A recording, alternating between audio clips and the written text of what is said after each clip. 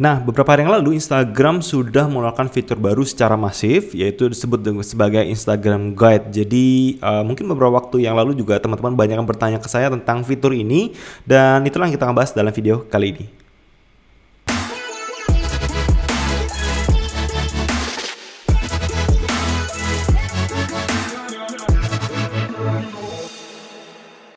Oke, hai, kembali bersama saya Niko di video kali ini, dan kita akan sama-sama belajar gitu ya tentang update terbaru di Instagram yang ya cukup banyak sebetulnya update-nya. Salah satunya adalah Instagram Guide. Jadi salah satu fitur baru di Instagram di mana kita bisa buat panduan. Saya yakin beberapa dari Anda cukup sering bertanya dengan fitur baru ini gitu ya. Jadi saya sengaja membuat video ini untuk Anda, dan untuk mempersingkat waktu gitu ya, saya akan masuk ke layar HP saya, di mana sebetulnya fitur dari Instagram Guide ini muncul ada di halaman profil. Yang kita bisa lihat ada gambar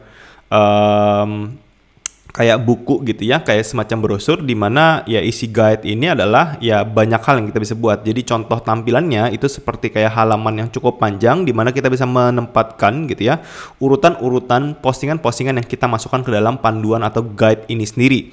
Nah, jadi ini kurang lebih di mana orang saat men-tap klik postingan tersebut, dia akan masuk ke dalam postingan-postingan yang sudah kita masukkan dalam panduan itu sendiri. Ini contoh yang saya miliki adalah panduan berupa optimasi Instagram dari kurang lebih ada 20 postingan yang saya posting secara urut, sehingga orang-orang bisa belajar gitu ya tentang gimana cara mengoptimasi Instagram mereka. Nah, guide sendiri cara menambahkannya adalah dengan tanda klik tombol plus di pojok kanan atas. Kemudian teman-teman bisa melihat ada fitur baru yang namanya guide. Nah, guide di sini atau panduan itu ada 3 macam jenis opsinya, yaitu adalah places atau tempat, di mana kita bisa merekomendasikan produk-produk bukan tempat-tempat atau lokasi-lokasi yang bagus berdasarkan tagging daerah, teman-teman. Contoh di sini ya, karena di sini saya bisa lihat di Surabaya. Saat kita tag di Surabaya, kita bisa memasukkan postingan-postingan orang di segala macam tempat yang bagus. Jadi kita bisa mempromosikan kota-kota sendiri seperti itu. Kalau misalnya Surabaya kurang terlalu optimal, mungkin Anda bisa buat seperti cafe sebenarnya. Mungkin saya nggak tahu ya, coffee rolak mungkin. So, coba lihat. Di sini kita bisa mengkurasi posting gambar-gambar atau ambience foto-foto yang baik gitu ya. Karena banyak sekali foto-foto bagus yang bisa di tag di Instagram dan bisa muncul di postingan ini. Nah, di sini kebetulan kurang, misalnya saya di Cafe Noah gitu ya. Mungkin ini ya, The Mandailing Cafe, salah satu cafe favorit saya buat nongkrong. Jadi di sini kita bisa lihat bahwa kita bisa lihat postingan ambience lokasinya mungkin seperti ini. Kemudian makanannya, kemudian juga postingan makanan yang lain kita juga bisa kumpulkan. Nah, di sini ada limit 5 foto, di mana kita udah limit 5. Kemudian kita bisa klik next. Nah, di sini kita bisa lihat bahwa postingan guide ini sudah jadi, di mana ini adalah cafe yang pertama. Jadi kita bisa mereview cafe tempat kita nongkrong. Kemudian kita bisa menambahkan lagi cafe lainnya misalnya. Kita bisa menambahkan cafe lain seperti apa lagi nih? Cafe Surabaya, ada siapa lagi ya?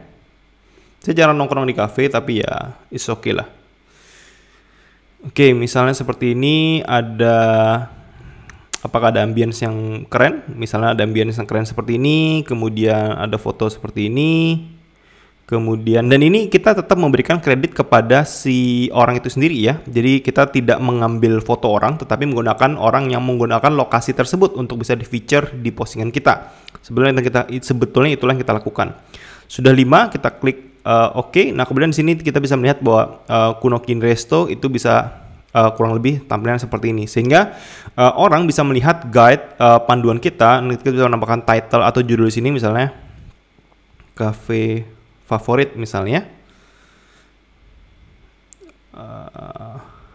Misalnya seperti ini.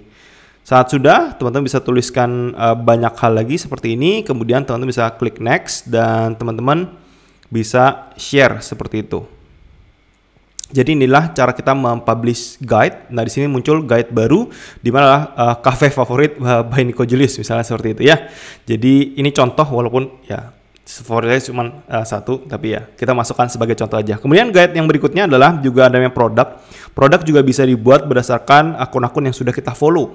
Jadi kayak misalnya Nike, kita bisa lihat produk apa yang di follow karena cuma satu produk, nggak ada produk lain. Misalnya apa lagi nih? Misalnya punya Bineka, misalnya seperti itu ya. Nah, kita bisa melihat di sini ada banyak produk, teman-teman bisa masukkan di sini foto produknya, kemudian kita klik next, maka sini akan masuk foto produknya dan ada tagging Instagram Shopping. Jadi guide sendiri bisa sangat berperan sekali untuk membantu kita dalam mengkurasi produk-produk yang mungkin jadi bisa favorit sebetulnya dengan memanfaatkan fitur Instagram Shopping. Jadi sebetulnya guide kurang lebih adalah panduan-panduan seperti ini yang bisa sangat membantu kita untuk memperkenalkan banyak hal gitu ya. Selain dari itu, yang postingan juga yang saya lakukan. Jadi saya bisa meng-create postingan berdasarkan postingan yang saya miliki atau postingan yang saya save sebetulnya. Jadi postingan yang saya save ada, postingan yang saya miliki juga ada. Jadi kita bisa melakukan beberapa jenis panduan atau guide yang bisa membantu kita untuk mengoptimalkan Instagram profil kita sehingga bisa memperkenalkan lebih banyak hal kepada lebih banyak orang. So, kurang lebih itu yang bisa saya jelaskan pada video kali ini. Semoga bisa bermanfaat dan sampai jumpa di video-video yang lain.